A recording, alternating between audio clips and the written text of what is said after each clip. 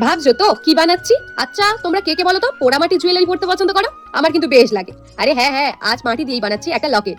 চলো শুরু করা যাক। মাটিটাকে বেলার পর একটা বাটি বসিয়ে মাপ করে কেটে নেব।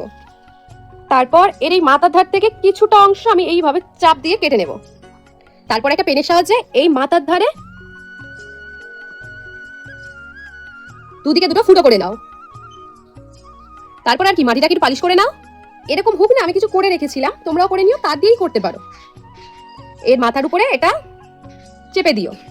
তারপরে আর কি, নিজেদের ইচ্ছা মতো একটু ডিজাইন করে নাও। আমি না এখানে একটা ফুল করার চেষ্টা করছি, জানি না কেমন হবে। মোটামুটি ভাবে কমপ্লিট। ফাইনাল লুক দেখবে? একটা সত্যি কথা বলি, আমি না ভাবতে পারিনি আমি প্রথম লকেট বানাচ্ছি মাটি দিয়ে, সেটা আবার এত ভালো হবে। আমার না খুব পছন্দ হয়েছে। তোমরাই জানিও কেমন লাগছে। আজ তাহলে আসি, দেখা হবে পরের ভিডিওতে। বাই।